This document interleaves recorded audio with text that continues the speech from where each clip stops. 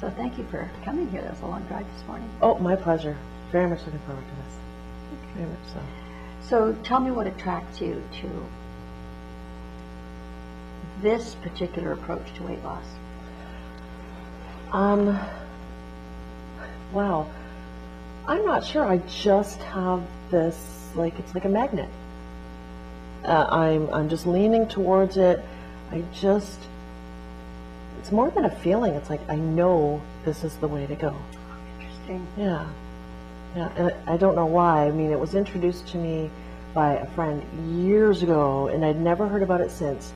But she didn't really explain it very well. But I did a little bit of research, and then just recently, I kind of was drawn back to learning more about it. Right. And then I saw your ad, and it's like, perfect timing.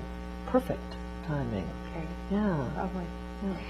You're looking at you, Lisa. A lot of people would say this woman doesn't have a weight problem. But I know that weight is very, very personal. Yes. And how other people feel about your weight isn't the issue. Right? It's your feeling. Yeah. I am very fortunate in that I'm tall and I can wear my weight. Right. I'm also an athlete, and I'm Yes. too heavy to be athletic. Okay. I'm in a sport that requires a lot of jumping. You know what? When you're 20 extra pounds, and it may not look like it, but with my ideal weight, and my ideal weight is a normal guideline weight, I'm too heavy to jump, and it affects my knees, it affects my back, Okay. and that's really important to me because I may be older, but I plan on getting better at my sport as I go. Good for you. Yeah. Yeah. Good for, and that is the attitude that's going to take the 20 pounds off and keep it off. I know it. I just feel it. I know it. I just Okay. know it. So have you tried to lose weight in the past? Oh, many. I know I told you this on the phone in one of our conversations. I had an eating disorder from the time I was 13 till late into my 30s, and I still sometimes exhibit some eating disorder behavior. And when you say eating disorder, how did that manifest for you? I was, what did they call it? An A with a B minor, anorexic and bulimic. I was hospitalized a few times, and then I ballooned. I did balloon. I kind of let some things go, but there was just never a normal, relaxed relationship with food. Okay. Ever. And that's what you're looking for. That so excites me. That so excites me. Now I've tried different things. I do work out. My husband is very, very athletic and, very Fit. Oh, very fit. We don't keep junk in our house, but I would sneak. And I would exhibit just the wrong behaviors. What else? I've also tried acupuncture. I've also tried hypnosis, and I found that hypnosis did work for me to some degree. I've lost, I think, 15 pounds with hypnosis, but now I'm somewhere else. I have a different relationship with food now than when I started with the hypnosis. And I feel there's more, and I just want to get there. Did you take and keep off the 15 pounds with hypnosis? Yes. But you just haven't been able to get any further. Yeah, I just kind of plateaued, and like I'm okay telling you my weight or whatever. I started out around 170. I'm at about 157 right now, and thank you. I don't look that heavy, but I am. You don't. Okay. But I am. So it's close. That's how you dress, right? And so I need to be in the 130s. Okay. But I will be careful. I will watch how I'm looking, how I'm feeling. I won't let myself get too thin or anything. I don't believe in that. I believe in healthiness, and I want to live to be 100. Yeah. I want to play volleyball till I'm 75. I do, and I can, and I see it done. Those are my goals, and I really think this can really get me to that place where I have a normal relationship with food. Right. And my weight. And what my is not feelings. normal right now about your relationship with food?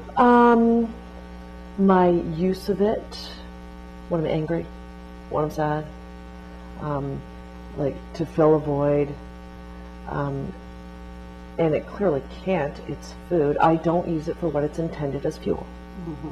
It's many emotional things to me, and that's what I want to get to the core of. I'm tired of that. Okay. Yeah. Now, if earlier you were anorexic and bulimic,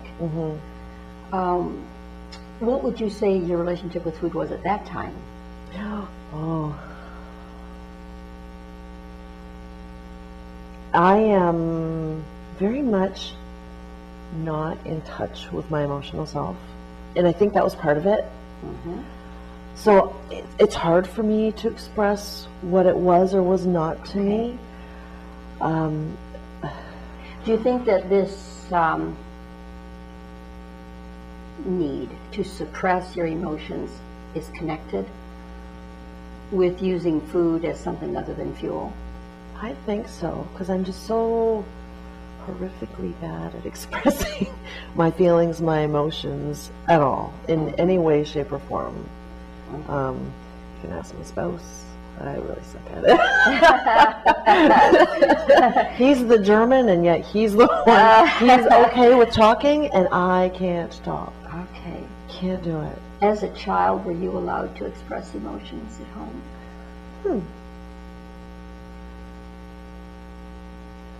Maybe not. Never really thought about it. I come Was from it a like not nice? children seen and not heard.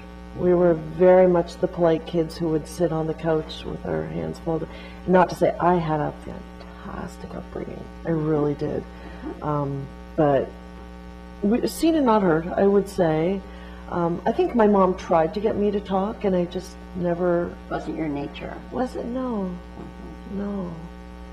No. And my dad's not a huge talker. He's the sweetest man on the planet, but not a huge talker. Yeah. Yeah, so... I wouldn't say that we were prohibited, but I wouldn't say that it was my way, maybe. And I don't know when that started or how. Okay. See, there's questions I've never been asked in my whole life. Oh, really? Ever. Isn't that funny? I've been through a few therapies. Yeah. You have?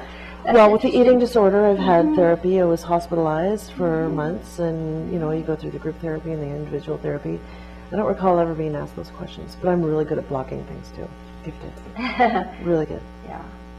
Well, I think these are the questions that we ask in this work because what EFT and fast EFT, which is what I do so beautifully is resolve unresolved emotions and the things that hold us back. Right. Or that cause us to eat too much or cause us to... It sounds turn wonderful food. and terrifying at the same time.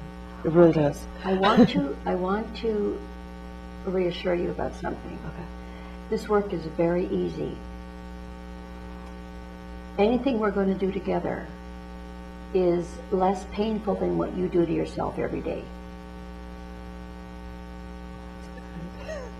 When you're thinking about your relationship with food, when you're beating yourself up for being 20 pounds overweight, this work will hurt less than that.